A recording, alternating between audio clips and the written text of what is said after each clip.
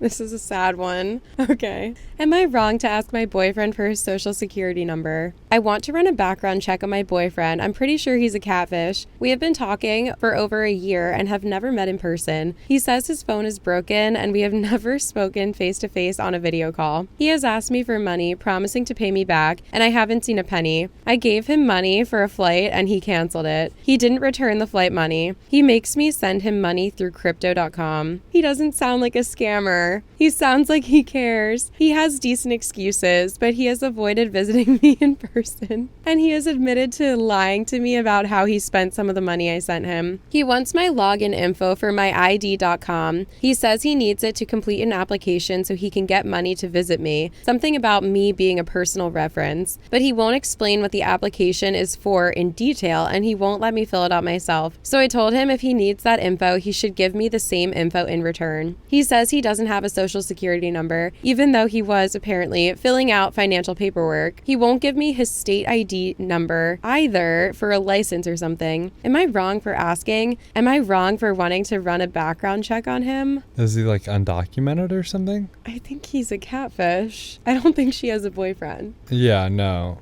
Well, she said he's not suspicious, girl. Huh? What's not suspicious? The whole thing is suspicious. Read back the post. I'm so sorry. Yeah, it sucks, but it sounds like you got played hard. Yeah, and never. Do not give him that information. Absolutely not. Absolutely not. No. I feel like sometimes people, when they're like caught up in emotion, they'll be like, he's really great on paper, but not that she said this, but this is kind of like the feeling that I'm getting from this is he's really great on paper, but there's like just a few things that are wrong. When really they mean like, I'm emotionally attached to him, but on paper, he's bad. Yeah. So, like, this is like, if you wrote down all this guy's quality on paper, any reasonable person would be able to be like, this is not it. But I feel like she's so caught up in emotion that she's like, he doesn't seem like a scammer. Like, all the evidence, he doesn't seem like a scammer. It's like, what does a scammer seem like then? Yeah. If this is not a scammer.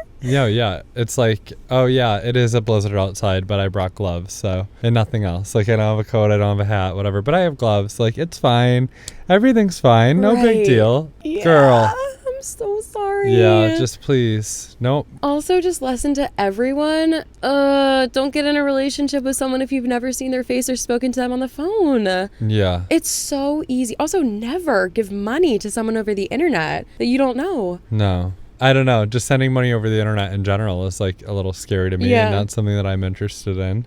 And the fact that he wants it in crypto, because it's like he maybe just doesn't live in the United States, so he doesn't want United States dollars, but crypto can be valuable anywhere. So why would a reasonable person want money in crypto when if they were living in the United States, which it seems like he's telling her because she's asking for his state driver's license ID number. So why would someone in the United States that just needs money for a flight or for like a travel visa or something, why would they want that in crypto? It would be more steps and more complicated if you paid someone in crypto currently in the United States. It would be way easier if you just Venmoed them $500 for a flight. But because he doesn't want it that way, I feel like it's even more telling. Yeah, no, I agree. This is so sad. Also, sorry. Yeah, and you don't want to be with the man who, well, okay, how do I say this nicely? Do you really want to be with a man who like can't even pay for his own flight to come see you for a little bit? Or isn't trying to find solutions to make something work like that? And he's already asking you for like money all the time and things like that. Like you're taking on another person's responsibilities then at that point, and he's not being responsible for himself or finding a way to like save up money to come and see you and meet you in person if, you know, you guys are in this relationship together. Yeah.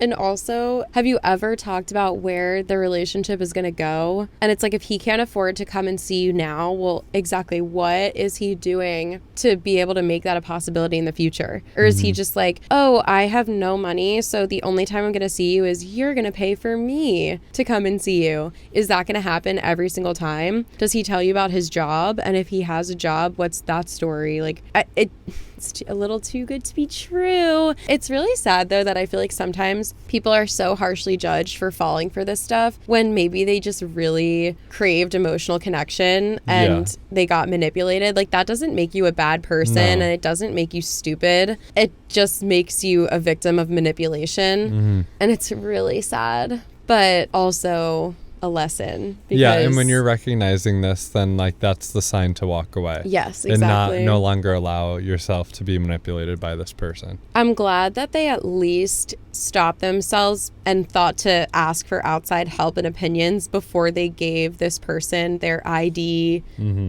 .me whatever login, because then she's done. Yeah. When they have her social, sorry. Yeah, that is not even a question. Yeah. Not even a question. Do not give that information out. No. And be wary of catfishes. I would say don't get into a relationship with someone who you've never met in person and you've never heard their voice and you've never met them over FaceTime.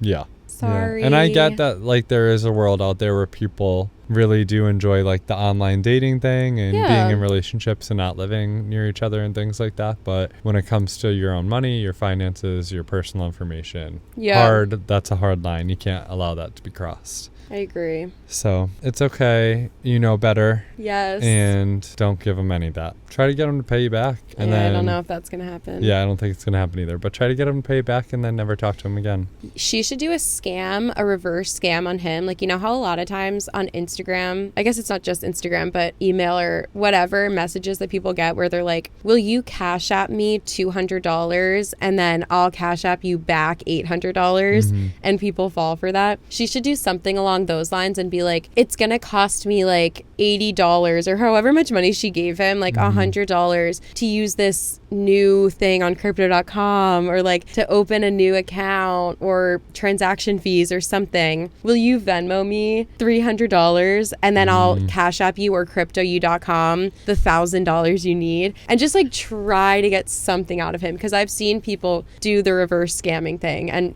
some people it's worked on. Well, but then if that works, then you have to change your name, delete your email addresses, like block everything from this person, because this is not a real person. This is a scammer. Not a bad idea though, and it sounds like he deserves to be scammed himself. Yeah, I think so. Ugh, sorry.